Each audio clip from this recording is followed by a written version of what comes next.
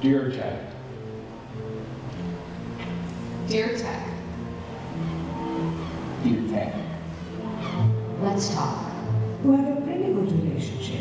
I love my smartphone. And yes, I'm probably on it more than I should be. I love my apps. I love developing apps. I love the way that you help me connect. Dear Tech. You've done a lot of good for the world. But I feel like you have the potential to do so much more. We're facing some big challenges.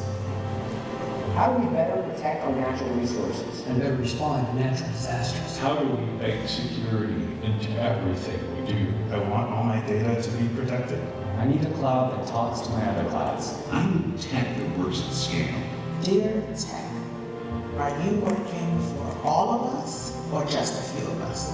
Can we build AI without bias? AI that fights bias. AI that helps us see the bias in ourselves? We need tech that helps people understand each other. That understands my business.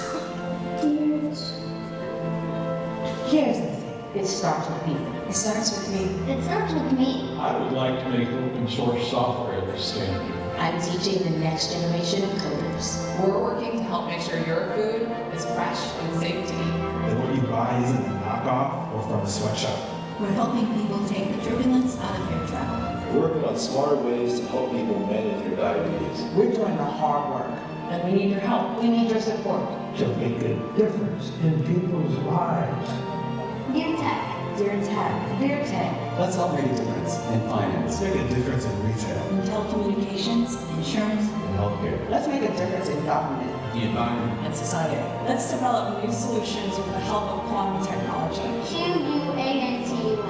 Quantum. Let's use IT to help victims of natural disasters. Let's use blockchain to help reduce poverty. Let's show girls that STEM isn't just a boys' club. Let's champion data rights as human rights. We have the power to do so much. Let's do it all. Together. Together. Together. Let's expect more from technology. Let's put smart to work.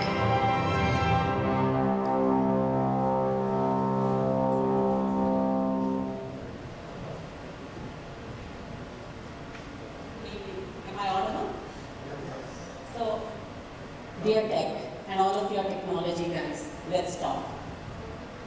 Let's talk about what we can do for mankind, what we can do for the planet. And I wanted to start with that because all of us have been in technology for years and years. Many of you are known faces. I've lost touch with some of you, but I know that you're making a difference. And as we evolve, the solution that we work together on technology, it is making a difference. Whatever it does to the mankind, to the planet, as well as obviously to businesses. I wanted to start off with the first slide on how is IBM contributing to good tech. And I wanted to do it here because it's the first one. Unfortunately, the slide decks are not working and the PDF colors have changed. So, excuse me, this is not my color choice, right? It's a mistake from this side. But I did want to talk about today our announcement we had was on the GRAF. This is from our weather.company, and with this too. This will help predict 12 hours before any weather changes that will happen, which are totally going to impact in terms of whether it's a typhoon, whether it is a flood, whether it is anything that is going to impact. And this is announced this month. It has a big impact, and all of us know that nothing beats natural disaster and calamity. Thousands and millions of lives are lost, and therefore this solution from IBM Weather Company is going to help not only businesses but also people and their lives. We heard of Mozambique earlier this year, floods. If we had launched it earlier, it would have been possible for farmers to move their livestock away. For energy companies, it would help them understand when the winds are going to be down so that they can send the engineers to repair. Airlines is going to help in understanding turbulent weather and avoiding that, and so many more use cases. So I wanted to start off with this as an understanding that all of us in technology, whether it is you or us, need to work together to see how we can change mankind and make it a better living for all of us. I wanted to start with this slide, and this is a McKinsey report. The reason I love this slide, and I've been using it by the way from 2013, so don't say I don't transform, but it's a very, very relevant slide. numbers, and without numbers, none of us like it, right? And all of us are here number-driven people. 33 billion, right? 33 trillion, 14 billion, 34 billion, the numbers that all of us like. Why is it important? Because this is the biggest number I could find in some of the text, by the way. But what is happening is the impact that technology is having on humankind. And all of us know that it all depends on data. So 80% of wherever the 80% of the data is being actually used only by 20% of the enterprises. Right? Take an example. Singapore and Africa. Where are the natural resources? Africa. Where is the data used better? In Singapore. Singapore is going. Right?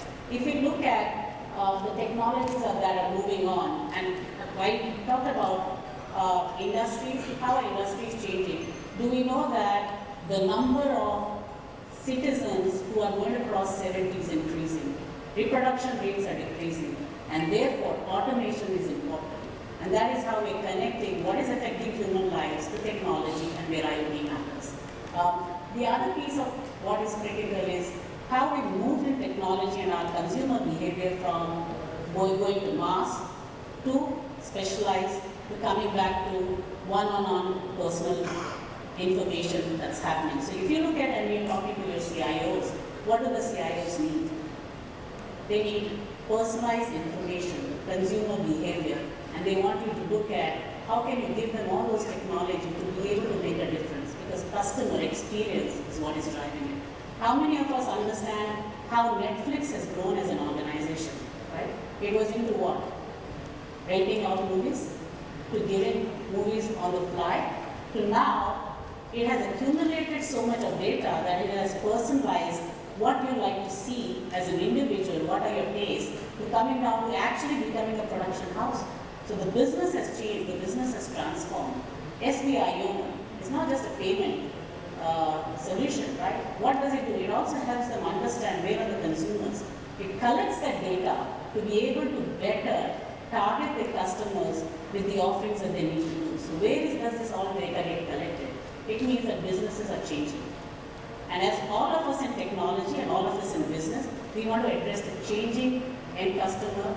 We want to address how customers and consumers are changing. And therefore, one of the common threads that I saw, whether it was a Schneider presentation or whether it was a NetApp presentation, is that we ourselves as organizations are changing. I don't know how many of you who went through it is my friend Swaminathan and Kaushal, they all talked about what are we doing now. I wanted to take an opportunity today to present how IBM is transforming itself, how IBM is changing. And as I mentioned, a number of you I've known for 20 odd years, some of you have engaged with IBM. Over the last few years, you've not been really engaged with IBM. We've changed our portfolio. We're changing the way we're looking at ourselves. And it was really something that I thought about, and I went in my, I would say roughly around 122 days in this role. I talked to a number of my partners and number of organizations that were in the IT space, and they said, we really don't know what IBM is doing right and what is IBM doing now. So I thought this was a good opportunity to share with you what is our portfolio, where are we headed as an organization, and in the transformation that customers take, in the digital transformation 2.0, how is IBM transforming itself? Because all of us sitting here really need to look at when are we catching the right inflection point as technology changes, consumer behavior changes, as the economy changes. This is what you will all know, right? This was IBM, 100-year-old company, we've been doing things. And by the way, this is the most profitable time that we have. We are the most profitable today than we were ever in our entire history. But we are also at the cusp. We are at the inflection point. We need to transform. And we are doing the transformation because we want to catch the next wave. And that same transformation or inflection is what our customers are also looking at. Large enterprises are looking at how to change their business. Large enterprises are looking at models that we never expected them to. I was last night with a friend in the oil and gas industry, global oil and gas industry, and I was really surprised because the focus was, while it was on the oil, it was also on how the retail outlets are doing and how they're going to really invest in more and more retail outlets. So the business transformation that they're doing is, while oil continues to be the major component of the business, how are they really changing it to take benefit of their retail outlets or the channels and look at how to grow the retail business where their outlets are for the oil and gas.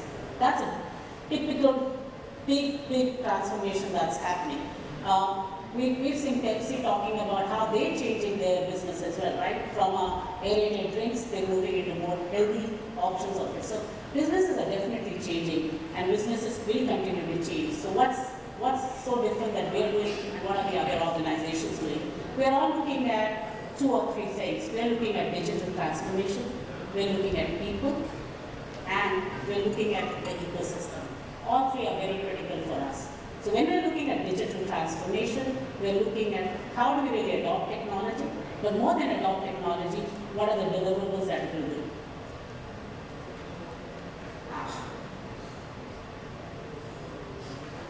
Okay, this is where IBM is. All of you have seen this slide. Where is the strategy? We're talking about now not being point solution wise. All of you would have heard of our divestiture that we did around our solutions. Why did we divest our solutions? Because we wanted to be a solution focused, not point solution focused organization. The other piece that we wanted to look at is how are we looking at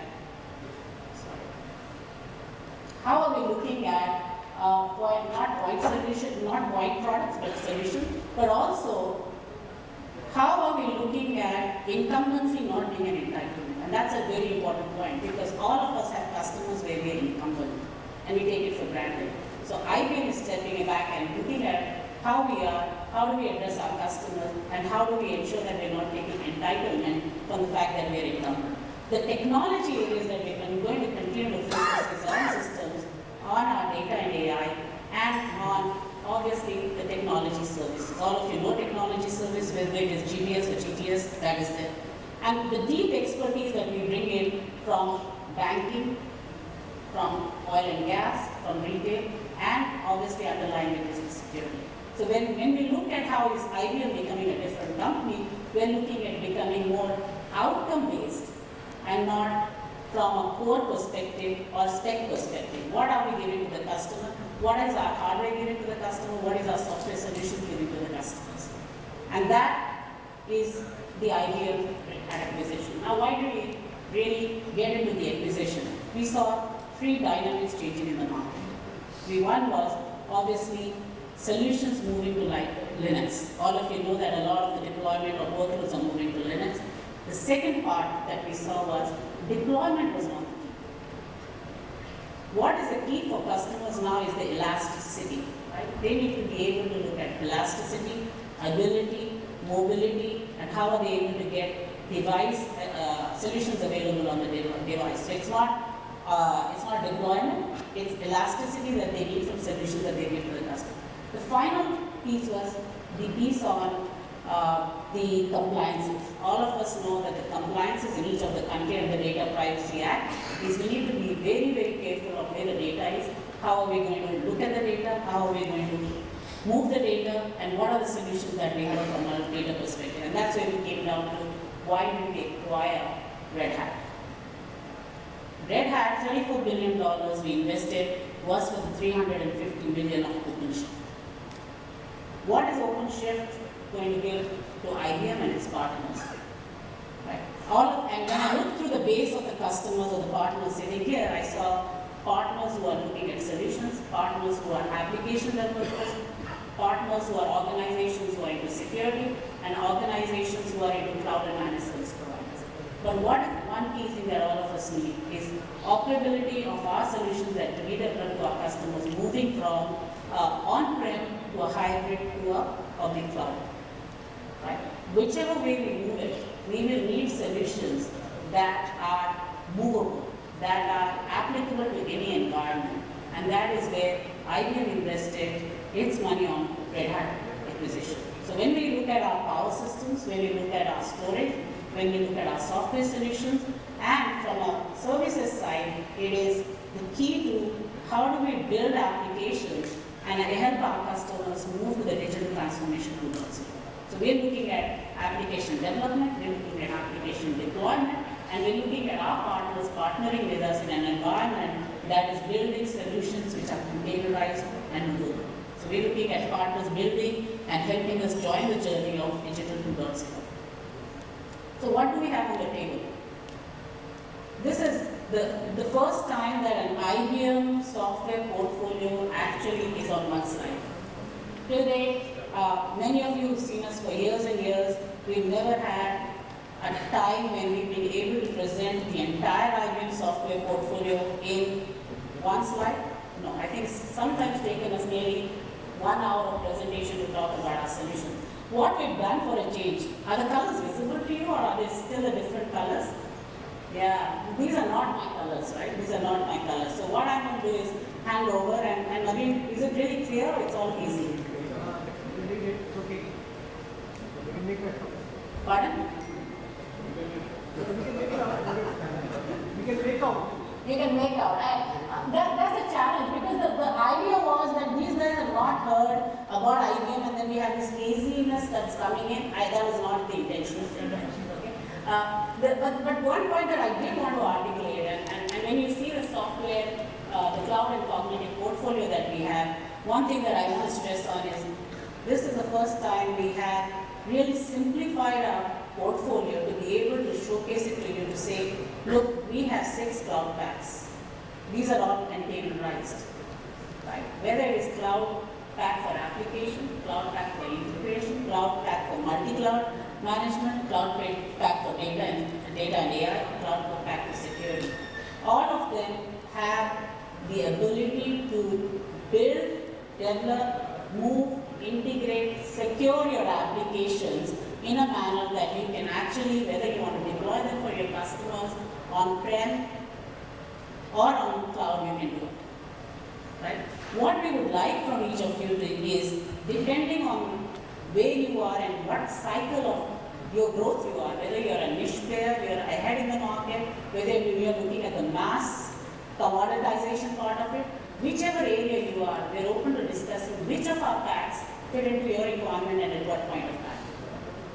Right? This all, by the way, comes in with the open source Red Hat open Linux piece of it. And this is an area that, whether it is licenses on-prem, licenses in a SaaS model, or depending on the model that you want your business to be in, is a model that you can develop. And that's a tough one for some of you who've known IBM for ages. Depending on the business model, depending on the outcome that your client wants, we have the ability to model our solutions to your need or to your client's needs. Whether you're a service provider, whether you're a cloud service provider, whether you're a security service provider, or you're a data center infrastructure service provider, or you're an ISV, the cloud packs make it easier for you to pick and choose solutions which are enterprise grade, but have the ability to move depending on how your client wants to deploy his solution. It helps you in 84% reduction in deployment and 73% in reducing your expenses, operating expenses. Right? And my apologies for a really hazy picture here. That is not the intent. But when we really look at where we're looking at integrated cloud use cases, whether it is from the earlier presentations, you'll understand the need is depending on how the enterprise customers are moving or changing their environments, and at any point of time, the regulations can change. You may need to move applications from a hybrid model to on-prem or on-prem to hybrid. You need a flexible solution that can help you grow and move your, as your customers grow. Now, obviously, when you have the cloud packs and you're building your applications on IBM cloud packs, you're also looking at, we talked about data and we talked about AI, and we talked about digital transformation 2.0. Now, what are the customers looking at? As of now, only 20% of the customers have really done their journey of digital transformation in phase 1. And whatever they did was really just POCs or small solutions. What we're looking at is the next phase, where the customers want to really move the remaining 80% of their workloads into the hybrid cloud model. What they're looking at is organizations that are building capability, organizations that are able to help them move their data and also be able to advise them on what is the solution that best fits their requirement. If you really look at enterprise digital transformation 2.0, we really have a dearth, and one of the things that both the presenters before me talked of was skills. One of the shortages that we have in our industry right now is we're facing a total drought on skills.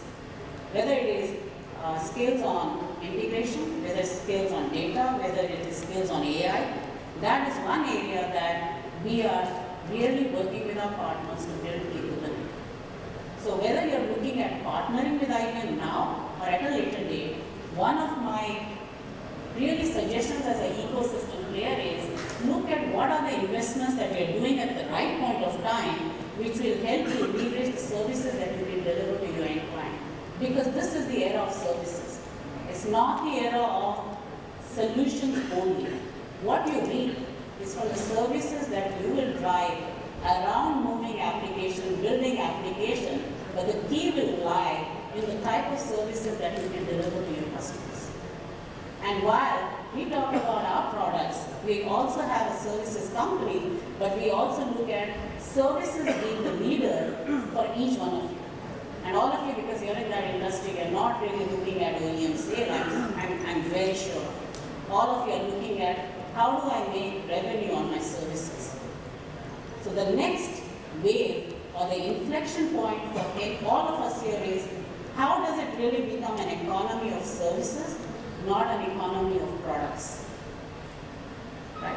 Are the products going to give you the scale to build your capability, the scale to ask your customers that you are giving services that will help them deliver to the business, have 24/7 availability that will drive the business? So when I move from CloudPack, all of you are very familiar with our systems business, right? DT talked about mainframe, and he also talked about other IBM solutions. But a lot of you are very familiar with the IBM system portfolio, I'm assuming, but that's changed as well. Okay. When we look at where we're investing on our systems business, that is power, that is storage, and that is mainframe, it is all aligned to the data and AI and the cloud. So I talked about data and AI being critical in the digital transformation 2.0. I talked about how we're investing in cloud packs, which is helping us in building applications, moving them, and also looking at how it's going to be delivering for the digital transformation 2.0. But nothing, and my friend at NetApp mentioned it, nothing works without the infrastructure below. How is that going to be able to deliver what the customers are expecting? And that's where, I'm not going to cover this slide, but this is it. We talked about no longer talking about the number of cores. We talked about no longer being spec-based. And we talked about how are we going to be delivering outcomes to the customer. These are the proof points. I'm not saying what is inside. What we're saying is what will it deliver to the customer. So when I talk about the power AI, design for AI, where does the customer or where will you invest a lot of your analytics resources on is data scientists are actually the most expensive resources. Right? You don't want data scientists to be wasting their time on unproductive work. What the power AI will give them is ability to churn data more, give them insights more, and with NVIDIA, by the way we have IP with NVIDIA, it will ensure that you are making full use or productive use of your data scientists, which is definitely going to be the new oil thing. If you look at Linux one, and this is really the mainframe on Linux, I don't know how many of you know that we have mainframe which is running Linux, is you're looking at critical environments of your clients. Right? We have customers worldwide who are on Z, but we also have other customers who have workloads on Intel. Now what is critical is they want those workloads moving to a Linux space. If they already have a mainframe, what they're looking at is solutions moving to a Z Linux because it is secure. based on our interaction with customers, we realized that one area that the customers are really concerned about is security. Security of their applications, security of cyber hacks. And therefore the Z-Linux that we've announced, the security is the key thing. It is the crown jewel, by the way, for IBM, is a Z-Linux, because it is going to help move workloads onto an environment which is secure, and customers who are in critical business where data is critical are going to buy. By the way, by the end of this year, we're going to be having our first Z-Linux through a business partner in India for one of the critical applications that touches all of us. Right? That's the Z-Linux. If I look at the ESS, we talked about how data is critical. The key thing about data then is storage, but more is how you ingesting data, and that's the other part. Then we come to storage as a service. We talked about cloud, we talked about containers, but if you do not have storage containerized in the application, then it's no use having an application that is containerized if you're not able to get the infrastructure underneath aligned to it. So this is the storage as a service, software-defined storage, where the air gap facility, by the way, the air gap feature is a critical one because we're talking about cyber resilience. So if you're in the data infrastructure domain, it is important for you to look at this because cyber resilience is a critical one. So that's the end of the presentation. My apologies again for a color coding which was not IBM color coding, but I can share with you the right presentation. But the key thing is we're transforming as a company. The end customers are transforming. What they're looking for is business partners or partners in that journey of transformation. Are we as technology players able to do that together? Are we able to help them in that journey?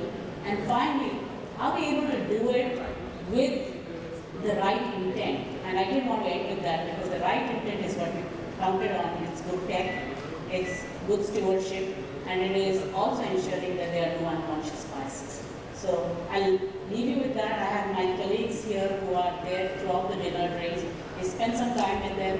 As always, it's good to partner, but more important than that, it's good to know each other. So thank you so much.